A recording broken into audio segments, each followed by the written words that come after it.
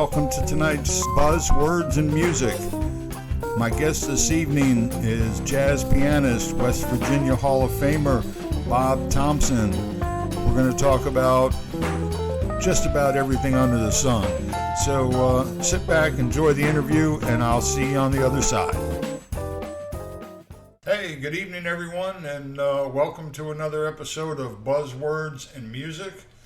I am here today with a jazz legend, a beautiful human being, someone I'm proud to call my great friend, jazz pianist Bob Thompson.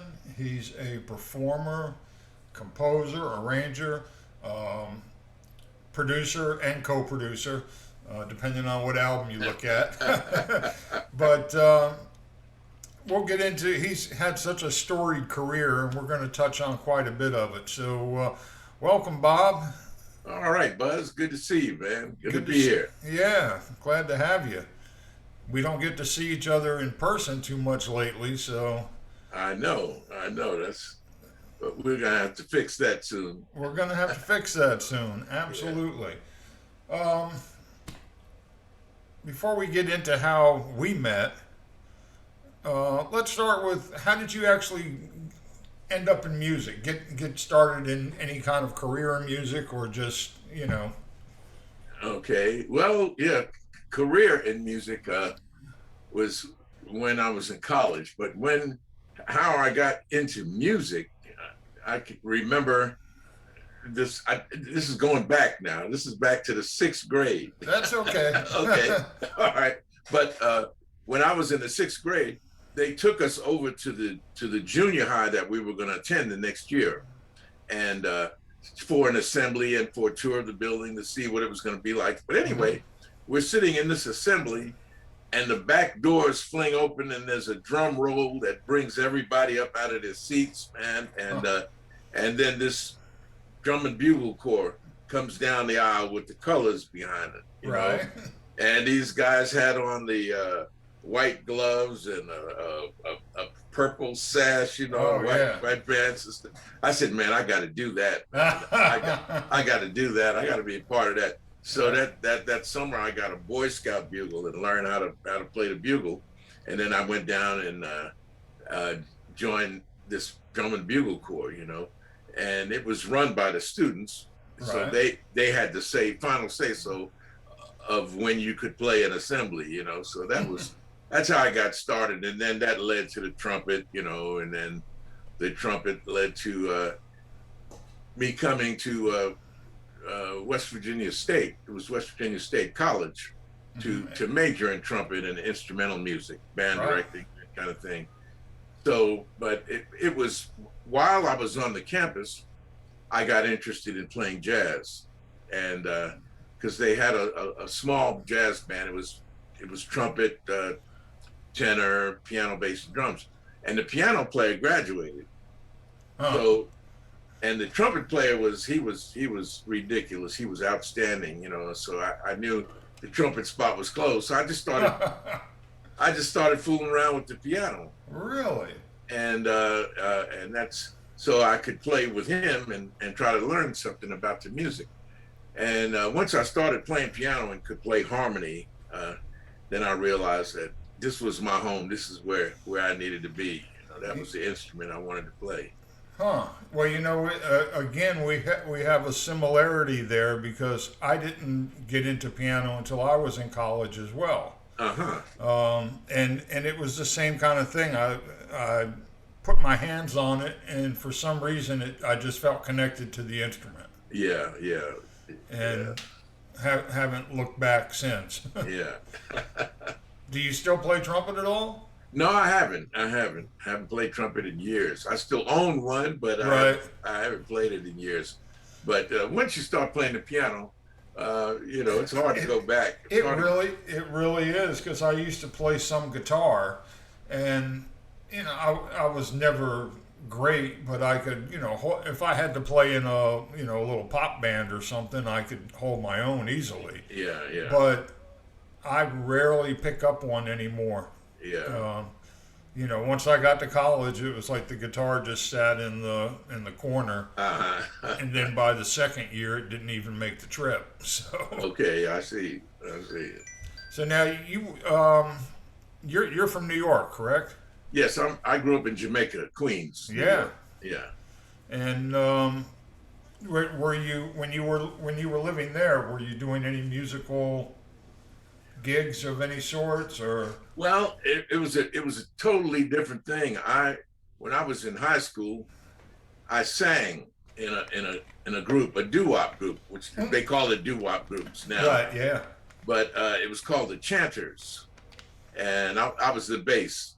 I sang bass in that group. So we recorded for King Records. Oh yeah. Yeah, and did a lot of that kind of work. We around the Northeast there, right? New York, Philly.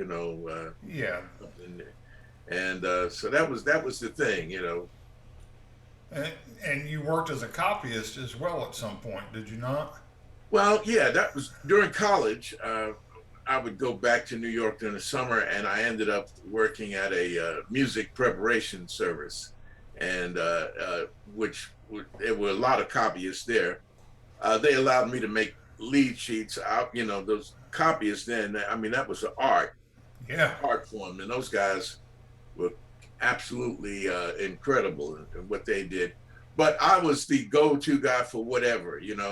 I mean, I went from making lead sheets to binding scores to picking up the arrangements. Like I'd go up to Oliver Nelson's apartment and wait Oh for him to wow. finish the score, things like that.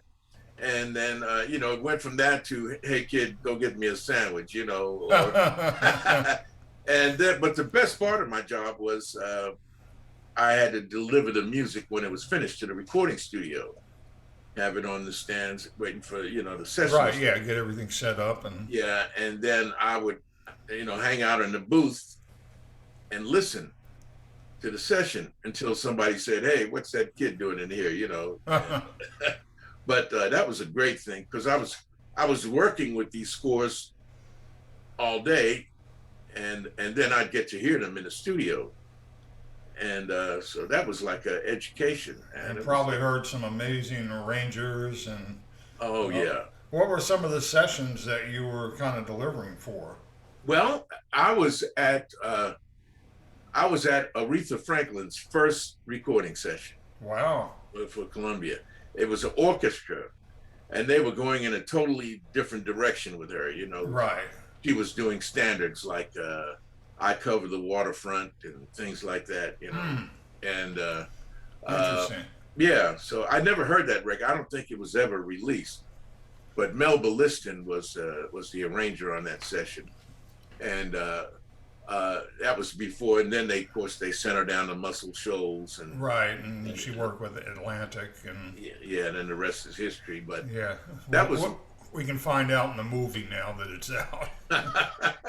but that sessions like that, and then there were a lot of commercial sessions, things like for television and things like that. Right. Some of the arrangers that I was working with, there was Pat Williams, who became Patrick Williams, Right. Yeah. and Quincy and Oliver Nelson, Tori Zito, just a lot, Lalo Now, Schifrin. oh wow. Were Yeah. you actually did you actually kind of study some of these scores too as you? Yes, I did. Yeah, I studied, some of the voicings while I was putting them together. I'd see how some of Right. the chords were voiced.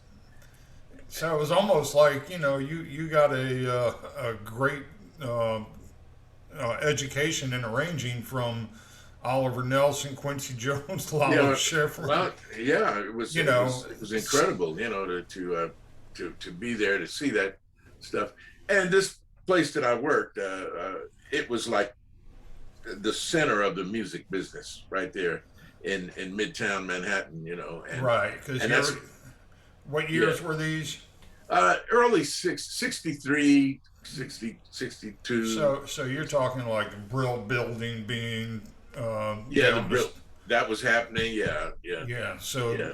because that was such a music area before LA really started happening, New York was it, Right. This was especially before. for Yeah, this was before Quincy went out to the West Coast. I right. remember. I remember hearing about Quincy leaving, and everybody was saying, "Oh, he'll never make it in California." Nah. Yeah. Yeah. Well, it's always good to prove people wrong. So you were doing this on your summer breaks from college. Right. Exactly. So after you finished college, where did that lead you musically? Well, when I was in college, I ended up with a trio, and and we went to some of the Notre Dame collegiate jazz festivals and things Uh like huh. that.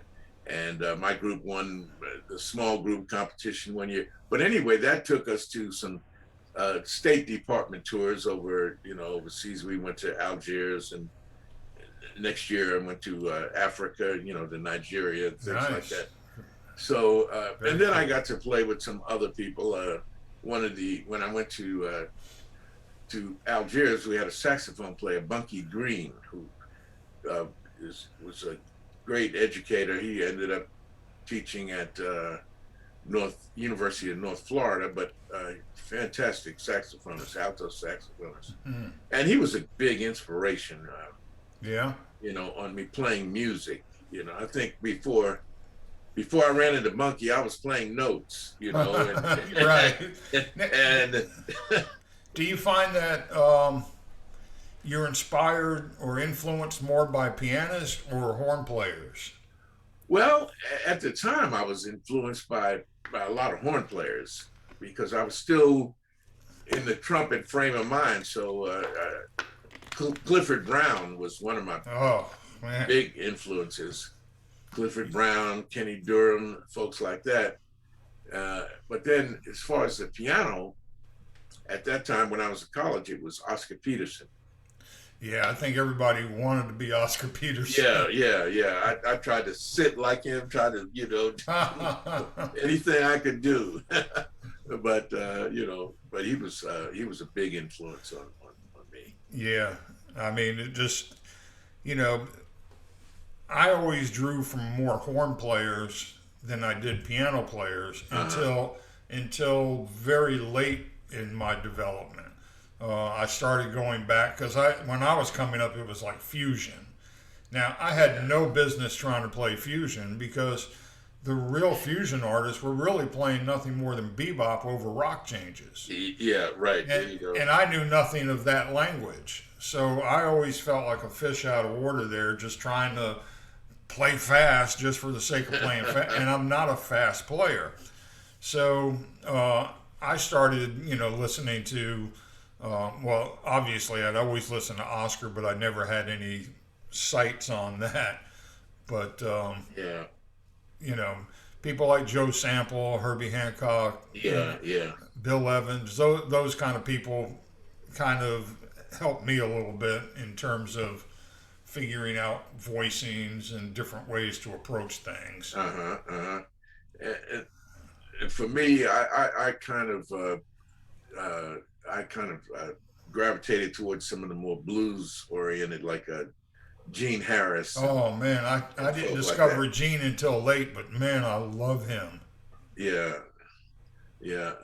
I ran into him back in I don't know, it might have been the 90s or something like that, or no, late 80s. I was in Boise, Idaho, and Hmm. someone told me there's a great pianist out there in the wine country because they have the Basque have these wineries outside of Right. Boise, and he was out there. He was living in Idaho playing piano, man, I playing. I And remember you telling me about yeah, him living in Idaho, yeah, yeah, yeah. but such a brilliant piano player. Oh yeah, yeah. He was wonderful, man. You know, I like I say, I didn't discover him until very late, Uh-huh. but I made up for it. Yeah, I love Gene Harris. Yeah. So you're moving along. You're doing some gigs. You're starting to obviously getting much more adept at piano than maybe you even thought at first. Um, where did all that? Where was all that taking you? What was your path, or did you have one? Well, just started gigging around this area, and then, but after going overseas on those tours, I decided, this is what I want to do. This is the life I would love to lead. I'd like Right. to Yeah. do that. And so we played a lot of places on the East Coast. I went back to New York for a while, played around there, and then kept coming back out this way, lived in St. Louis. I spent some time out there and a lot of time on the road. Mm-hmm. And I backed up singers for a long time too. That was another great experience working with singers. Yeah, and you still do that at least once a year with the Joy to the World concerts Yes, that you exactly. do. And we'll explore this a little more later. But Bob is also the basically the house pianist on NPR's Mountain Stage, and that has probably seen you back up people that you would have never dreamed of backing up. Yeah, Um, and exactly. Yeah, because we have five different artists on every show, and it runs from A to Z. It's a wide variety of people, so you never know who's going to be on the show. And then some of them ask for a piano player, some of them want the whole band. So I've gotten to play with a lot of different styles. yeah, yeah, and that's key, I think, to being a well-rounded musician, to just not be afraid of anything that comes up. Just because it's unfamiliar, it shouldn't inspire fear. It should inspire that adventure. Exactly, exactly, and there's always something new to be learned from whatever situation you're There, in. there really is. There definitely is. So when did you? What was your first record, and when did you do that? Well, the first record that had any kind of national distribution was called Seven In, Seven Out, Mm-hmm. and I did that on my own label. It was called Rainbow Records at that time, and recorded that in Philadelphia. In fact, the late great jazz violinist John Blake, Yes. he's the one that encouraged me to do that recording. Uh, he said you need to start recording your own music, so I did, and he produced that particular record for me, and we had some great players. Omar Oh, Hakim, I was gonna say. yeah, Gerald Beasley played bass, had Mm-hmm. Doc Gibbs on percussion, and and my good friend Buster Coles, who was a guitarist, who we just lost yesterday. Oh man, Yeah, he I'm was sorry. living in Florida, but he was on that record, and so that was the beginning of getting some national attention as far as the recording thing. It did pretty well on the charts. Yeah, and what an A-list group of players you had there. Absolutely, absolutely. And you did another a follow up to that with that was still John Blake, was it not? Right, If I'm John. Brothers Yes, Keeper, Brothers Keeper. Right, and that was and on Intima. yes, Yeah. Intima, which was a part of the Enigma group, which was Capitol Mm-hmm. actually, and Kevin Eubanks was on that record as well. Kevin Eubanks, John Blake played, and again it was Omar Hakim and Gerald Beasley. Now this is where I kind of enter your um, peripheral here. The I used to go to the record store on the weekends or whatever, and I would always buy like five, six, seven albums at a time. So because I didn't want to have to keep coming back, Uh, and I would always go in looking for 3 records that I knew I wanted, and at least 2 that I would take a chance on. Uh-huh. Now, I have a friend in Belgium who says he's the one that told me about you, but I think I disagree, because I remember going into the store and I'm thumbing through and I see this Bob Thompson Brothers Keeper. And I look at the album and I'm like, oh, okay. And I turned it over, and there was something about your picture that just, it had nothing to do with anything except I got a vibe from it. And I was like, I would like to have this record. So I bought it. I went home. I listened to the 3 or 4 that I went to actually get, and I put yours on, and I was like, man, who is this guy? And I just fell in love with the record. Then, what year did that come out? Oh, I'm not sure. It was in the middle 80s, I think. Yeah, it had to be. Actually, well, when I got it, it was probably, I want to say, around 86. Yeah, that's Somewhere about right. somewhere around there. Yes. Well, I'm going to fast forward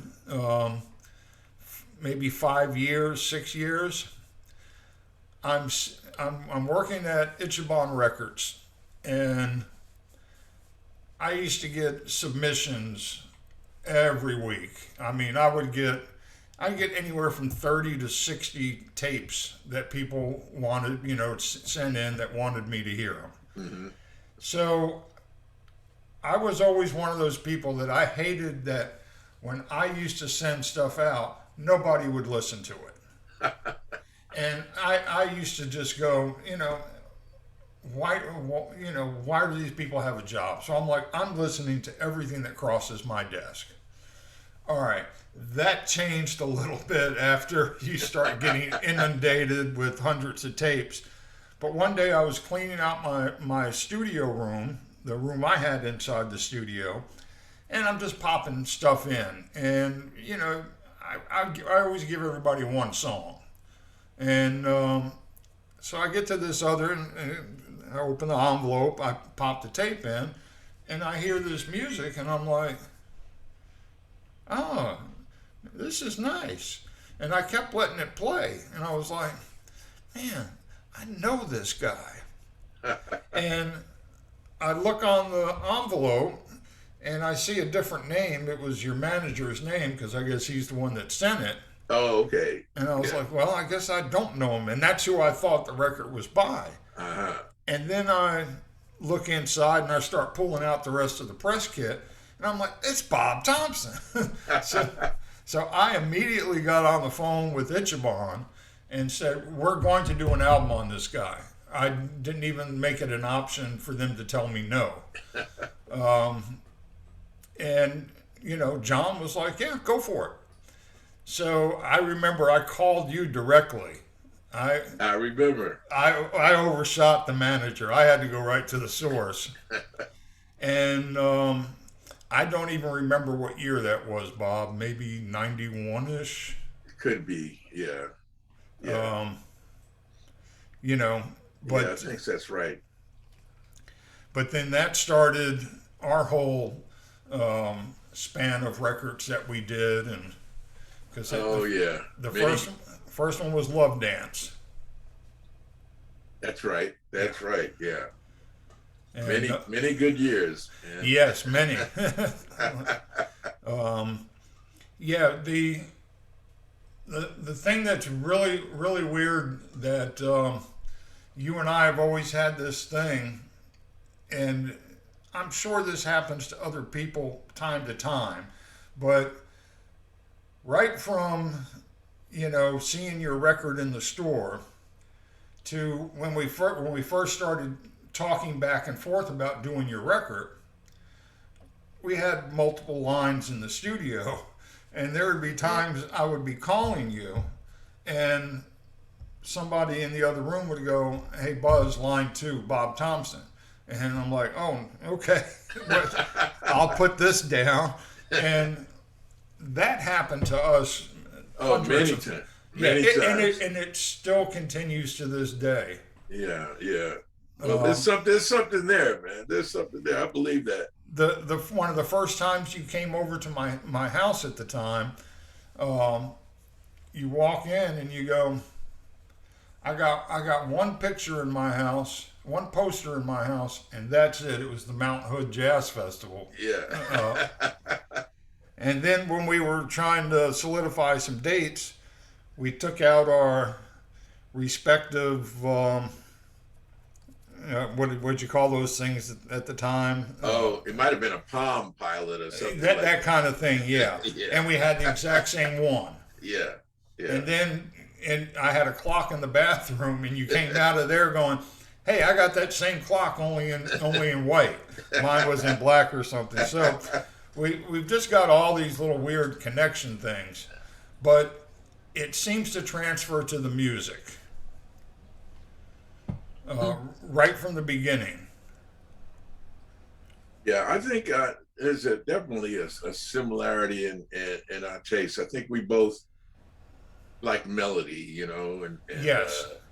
and uh, uh, and I think we write similarly. You know, in fact, I was playing one of your tunes that you sent me just recently. I was playing that earlier today, and it's you know, it just fits right in with all of the stuff that I've been writing. You know, Yeah, I always would send you a couple of songs and see where we landed on those. yeah, And excuse me.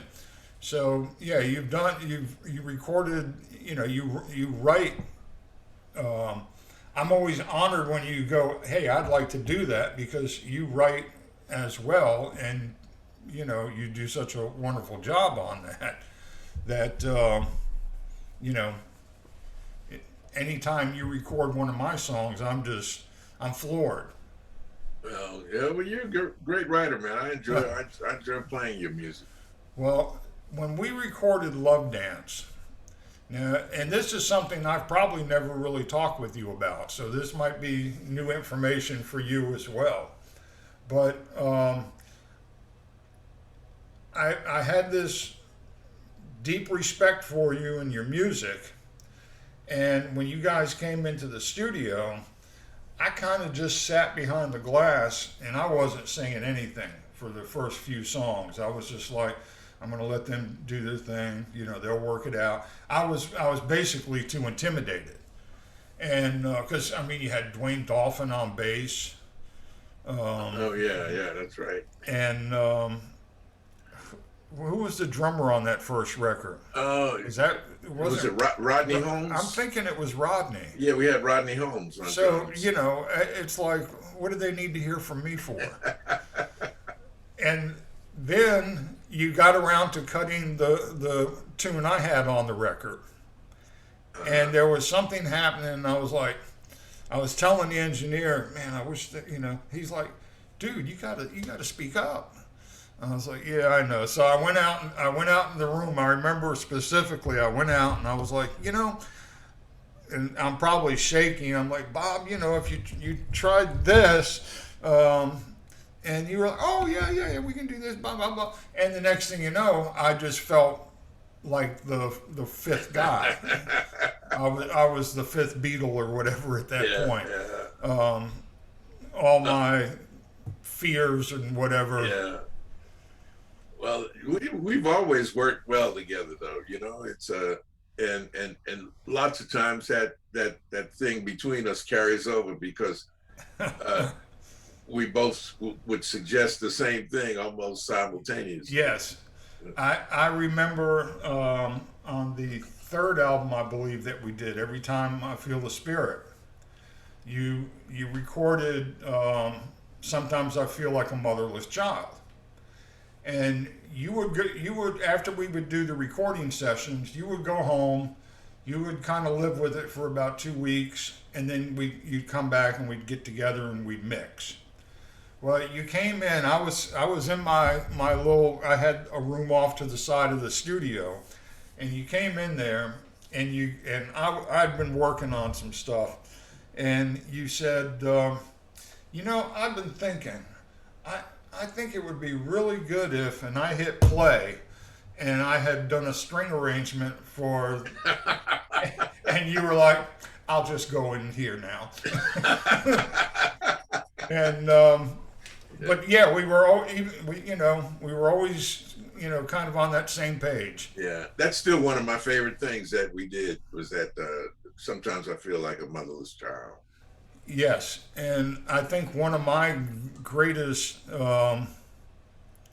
thrills was getting to score that for an entire orchestra for you. Oh yes, yes. That and Lady First off of the Lady First album. Okay, yeah. And man, just hearing an orchestra play that arrangement was enough. And I even the conductor said, "I wish I had a few days with the orchestra for this." Yeah, Because yeah. it was much more involved than because this was a mountain stage thing, and I think most of the other people were like singer songwriters, a couple of major chords and a string pad or something. Yeah, yeah. And here I've got we've got the trombones and the percussion. Yeah. Uh, we had Yeah. everything going, but Yeah. it was a thrill. And I Well, thank you very much for that oh man, opportunity. no question, man. Well, hopefully there's more of that down the road for us. Yeah, yeah. We the last record we did, um, I came to West Virginia, and I remember the entire time I was there, I was really sick. Oh yes, yes. And no matter how sick I was, coming to the studio and working and listening to you guys playing, that just made everything okay. I'd go back to the room and go, oh God, and I would be sitting in the studio sometimes like, oh, this is killing me. But it's that energy that you and the rest of the band Yeah, created that would just lift me up through the evening, through the day. yeah, yeah. Music works wonders, man. It really does. You know, you can never say enough about music and what it can do for the human spirit. Right. I think right now, we as musicians, we have that responsibility because all the things that are going on in our country and in the world, musicians, we have to reach out and touch people's spirits, man, and try to bring people together, and Music has a way of uniting people that yeah, nothing else yeah, does. yeah, absolutely. And so, um, speaking of being out there and uniting, hey, I'm assuming that you haven't been able to do as many gigs over the last year. Right, exactly. So we're getting out now. We've done a few concerts, a few outdoor festivals this summer, things like that. So it's starting to happen. But now I got my first cancellation. For something that we had upcoming. Uh, I think people are starting to pull back a little bit now because of this new. yeah, it's still a very unsettling time. Yes, it is. You still want to. We still think it's leaning one way, but then something kind of pulls us another way, and it's Yeah. just everything's up for grabs. The mountain stage thing is still happening, though. Yes. You're Yes. still you're still doing that, Yes. uh, and so was that going on the whole time, or did that take a hiatus as well? We did a couple of shows with no audience, Mm. which was really strange. In fact, last year I did my Christmas show for television and radio with no audience, and it was a strange bird, But Yeah, it's tough. yeah, I mean, because you're missing that whole collective energy coming from a crowd. exactly. So looking forward to this year. I hope we don't get in that situation this year, but looking forward to bringing one of my good friends back, coming in from San Francisco. Her name is Kim Nolly. Mm-hmm.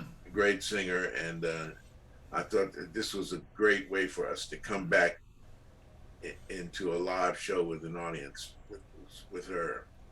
So Yeah. hopefully that works out. We've got a ways to go till December. But yeah, and in addition to your records and doing mountain stage and things like that, um, a few years ago I called you in for a session for a woman I work with, Valerie Holiday with Oh yes. with the 3 degrees, and you and the band came in and nailed it. Oh, As that was a always. fun project. Yes, indeed. Yeah, and was that the first time you recorded over at 800 East? Yes. Yeah, you'd been there before, but it was the first time you recorded Yeah, there. that's the first time. I think Yes. you took pictures with the piano once. That's what it was. Yes. Yes, Yes. which you can't see, but I have the poster for that on Okay. my wall over here. Um, and but yes, that last record we did, um, was it Beyond the Rain? Oh, look beyond the rain. Look Beyond the Rain. Yes. That came out on Blue Canoe Records, Yes. which I'm on Blue Canoe, so we're kind of label mates. Um, Hmm. and that was a fun record to do. Even though, like I was saying, the illness thing going on, just being somewhere else working this record, and I think that was the first time I'd worked with your guitarist, Oh Ryan. yes, Ryan Kennedy. Yes. And had I worked with John before? I don't. Well, we worked together on the Valerie Right. I project, think but that was the first time.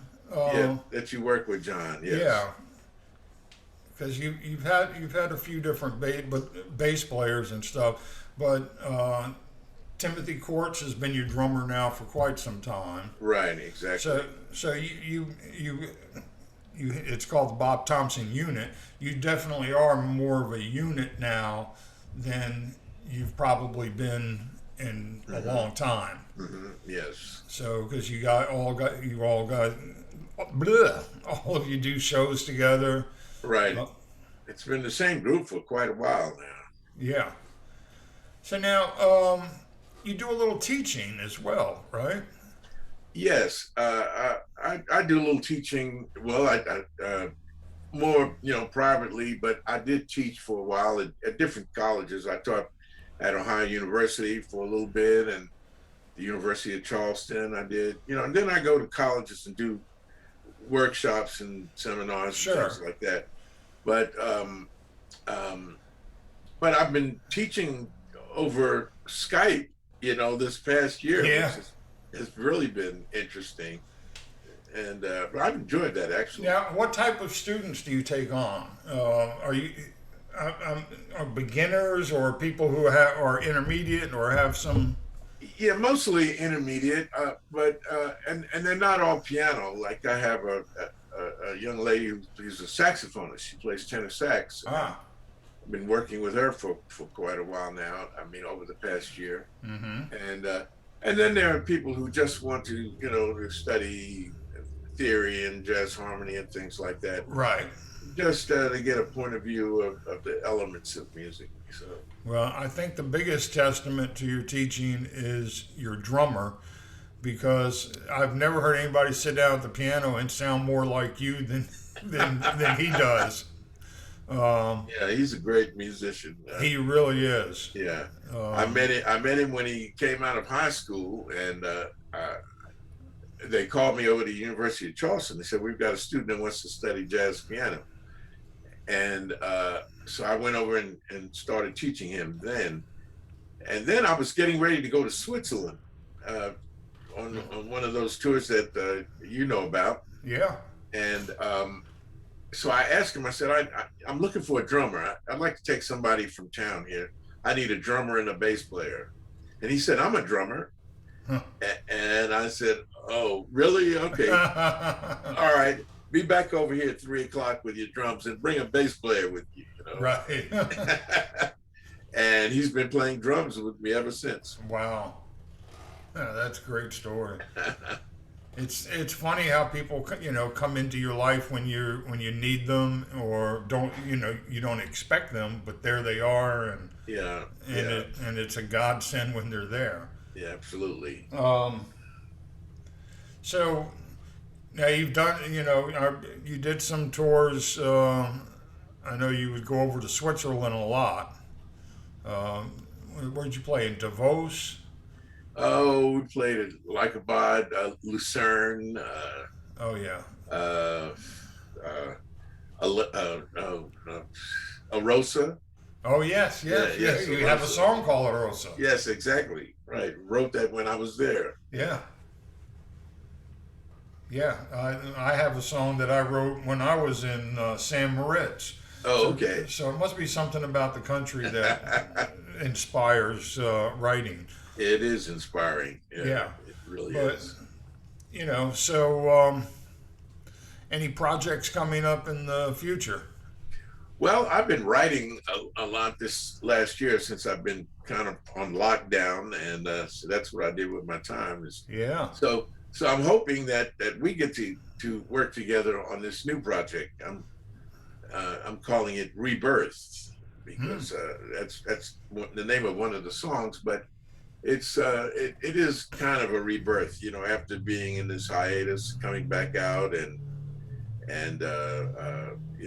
Reemerging. Yeah. reemerging. Yeah. So and to try to exhibit like the growth over the last year because I spent a lot of time in the shed, so to speak. Yeah. Now I'm gonna be intimidated all over again. Well, you had to do something, so I spent my time in the shed.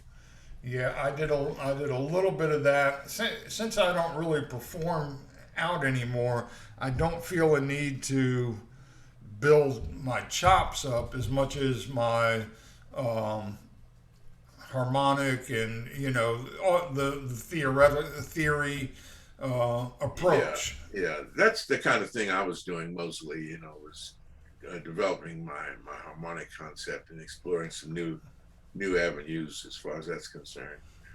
Yeah, because it.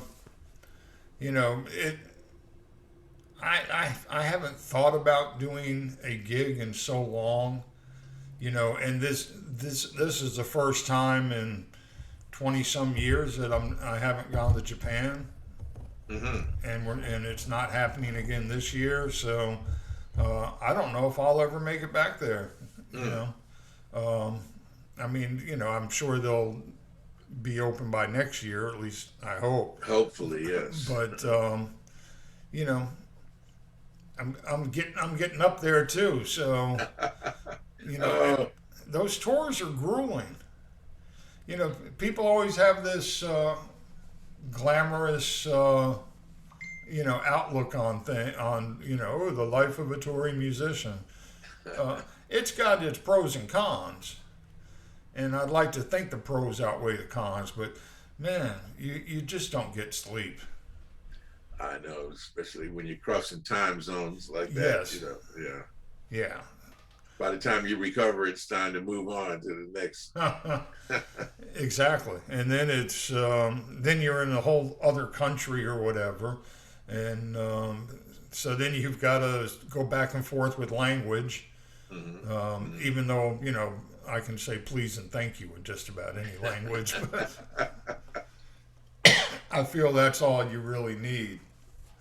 Um, so if the, hopefully this album will happen.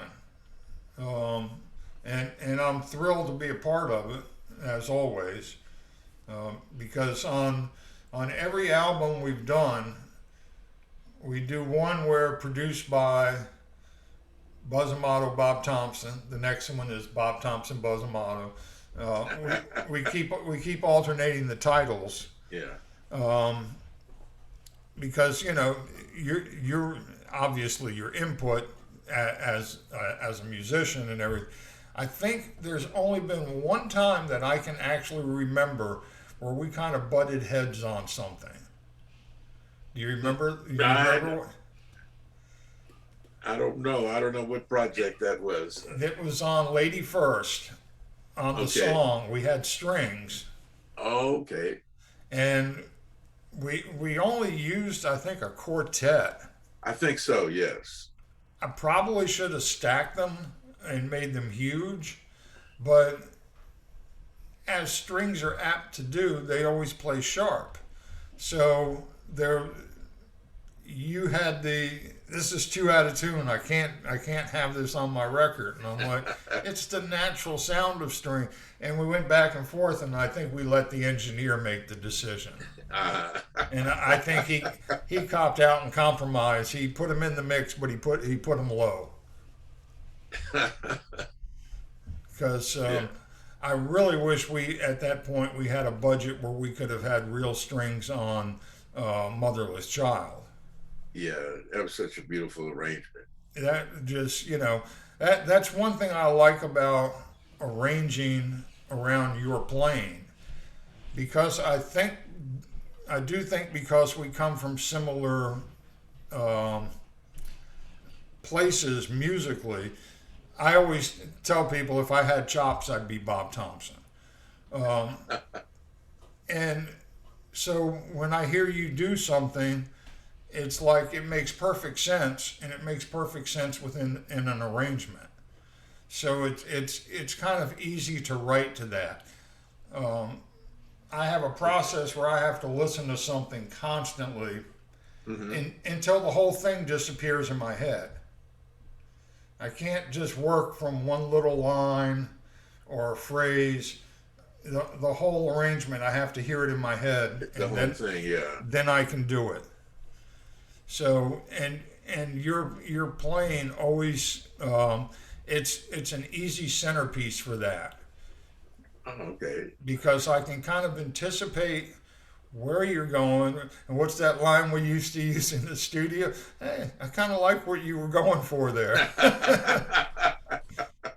I mean, we used to have so many laughs in the studio. Yeah. One time, and this was kind of one of my favorite things on the Every Time I Feel the Spirit album. We were getting ready to do, oh man, now I can't think of the name of the song.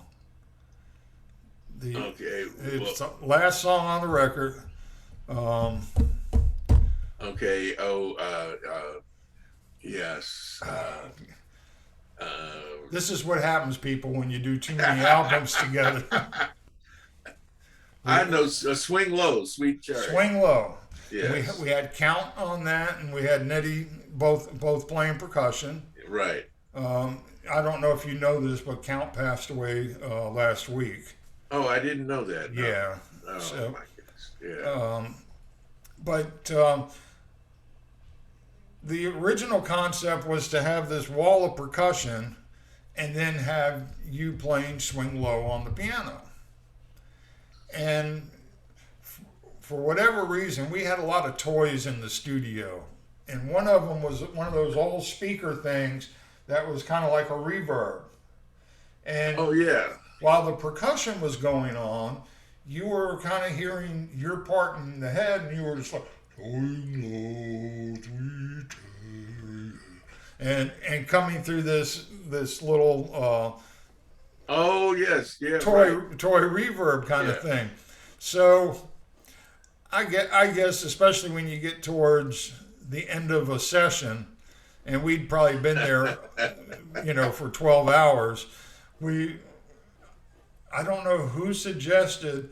It might have been Ed who suggested that you sing the song through that, but we were like, better yet, let's have you put your head in the piano doing it so that we get the vibrations from the strings. The strings, yes, yes. And then I went out and I held the pedal down while you did that.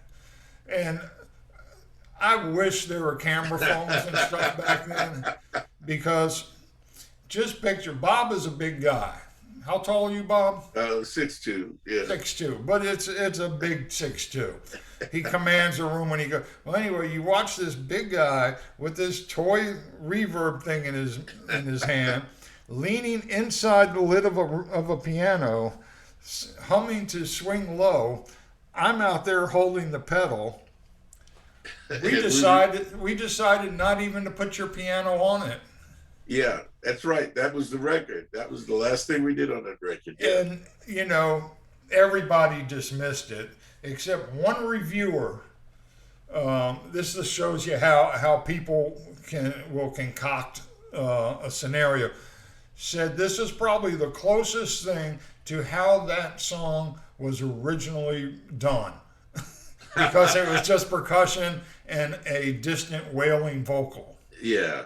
That was not our intent, but when somebody validates your silliness, I'm all for it. Yeah, But was a lot of yeah, and it was unique. I think we had a lot of those little moments. Yeah. I know we were talking earlier when I think it was every Magic in Your Heart album, the second one that we did together, and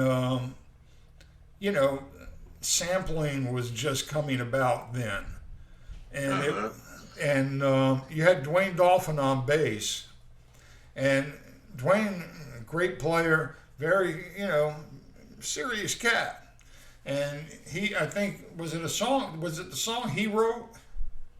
Oh yeah, he did write a song for that. Was it Danny's song or Oh, something? Danny's song. Yes, it was. That's right. Oh wow. That's good. Yeah, the synapses really work there. Well, so this was his song, and he had a bass part, melodic part, and maybe I think he had a solo on it as well. Yes. So we were back. You had come back. We were mixing the record, and we just for the heck of it decided to mix. When we were mixing that, I had a sample from, I don't know where I had it from, because we were at that time we were getting a lot of the hip hop guys coming in, and they would all take my samples and stuff, and one of them was some girl going, "Is that all you got?" And we mixed it. Of course, it wasn't the final mix, but we told Dwayne that it was, and man, he was just like, "What? What did you do?" I remember that. Yeah. So I always liked that we had pranks. Yeah, but always fun. Always fun. Yeah. Yeah, and we always got the work done. I think it was the Magic in Your Heart album. You really scared the hell out of me. Because they never gave me a lot of time to record you guys, and we used to use another studio to record you because they had a nice piano and they had the space. Oh yeah. The first two albums. And we go to do a Magic in Your Heart record. We were in the studio 8 or 9 hours that day and never got take number one. And that's right. It was a trio record. It was Dwayne, myself, and Chris Dave. Yes, Chris Dave was the drummer. Was the drummer, yeah. I think we augmented it. We brought in a percussionist that I won't mention his name. Yeah. Because he's no longer with us. But I fired him that first day, and then we brought Count in. Right. And Count fit right in. But that whole first day, not note number one got cut. That's right.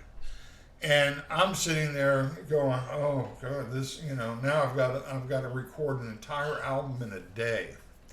Well, you guys came in the next day, and it was like a fire had started. I mean, bam, 1 take, 2 takes, One Yeah, take. We didn't even need to get through the take. It was done. yeah. We recorded the whole record. The whole record in one afternoon. And Yeah. I, Dwayne came over to me after I think we had maybe one more song to go. And I was like, man, you guys are on fire tonight. He goes, well, Bob called us in the room last night and said, Buzz is being real cool that this is not happening. Let's go in there and just make it happen tomorrow. And I guess you talked about, what needed to be done and stuff. But Dwayne had said the fact that you never once brought up that it was taking this long or going, damn it, if you don't get this done, Yeah. Because apparently he said he'd work with a lot of people that would do stuff like that. Yeah. And I'm just always a firm believer of, let people do what they're best at. Yeah. And you guys came in and nailed that record. And Yeah, that's one of my favorites too now. Yeah. But if, you gave us the space to do it, because you didn't panic. You didn't outwardly panic. I wasn't really inwardly panicking, though it was close because like I say, I knew I only had the one day, and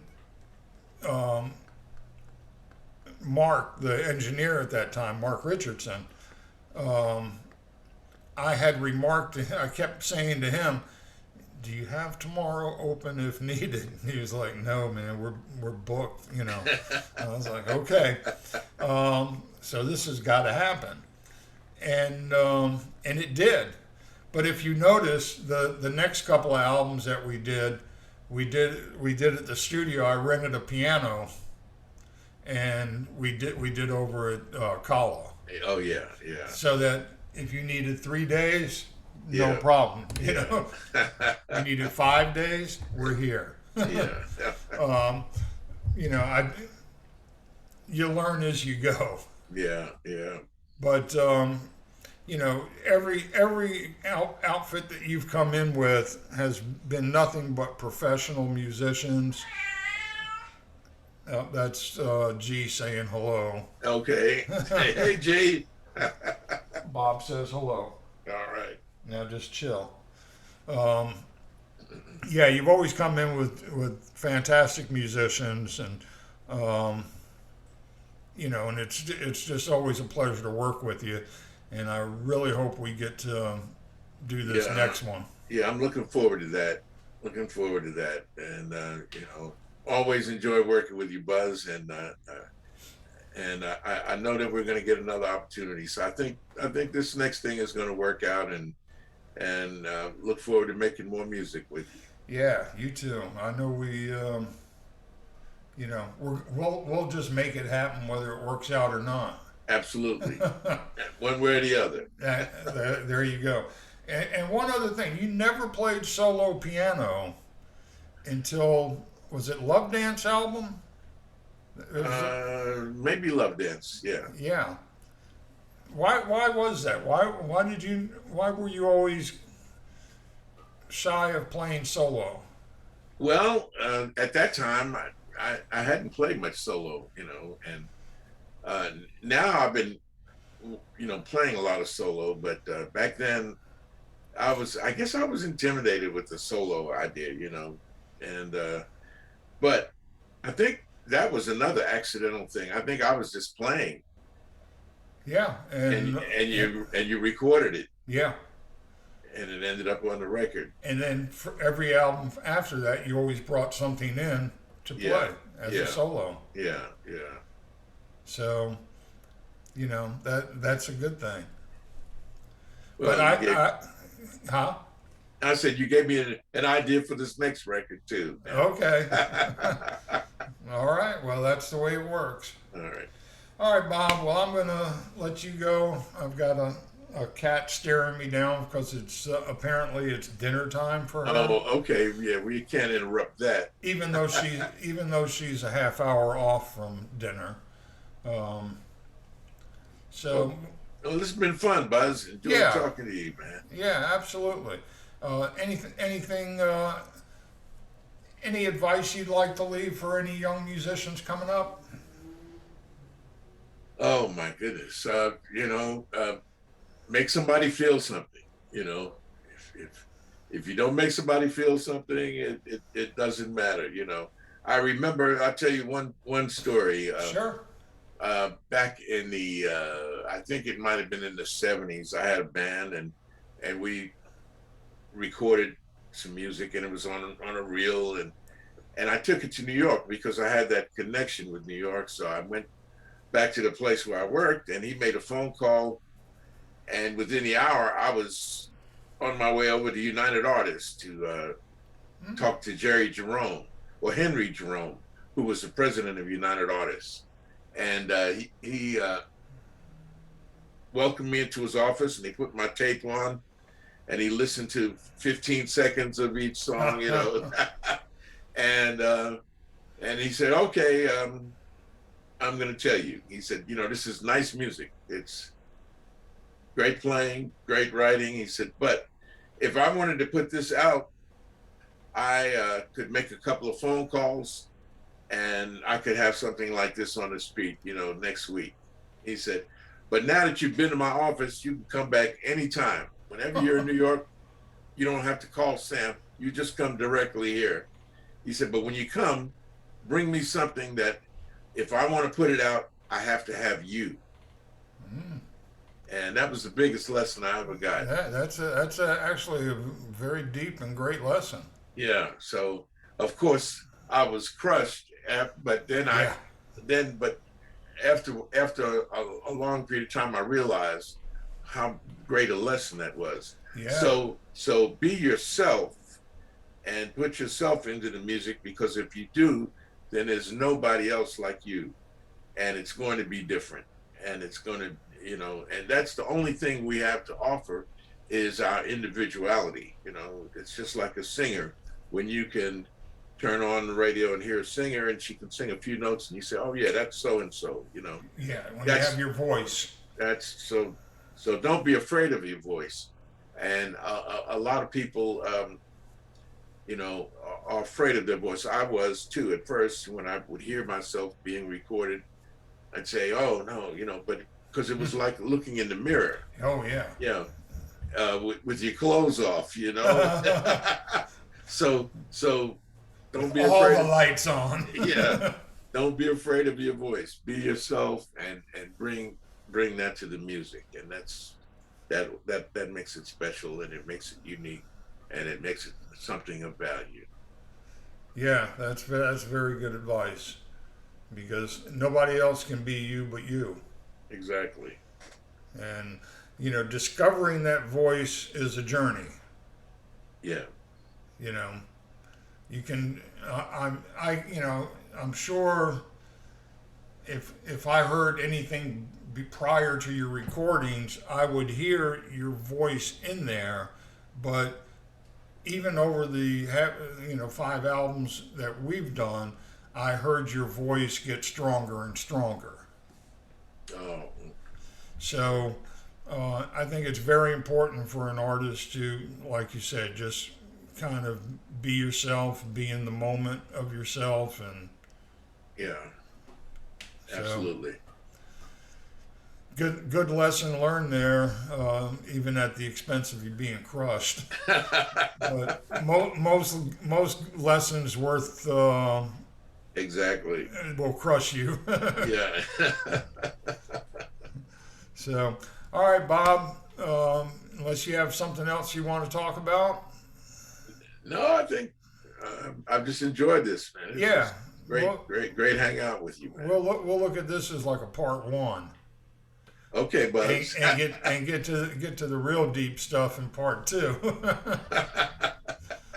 So, okay. All right. Well, all right. I appreciate it, and we'll be talking. One of us will get the message. All right. Look forward to the next time. Yes, sir. Okay. All right. Take care. All right, Buzz.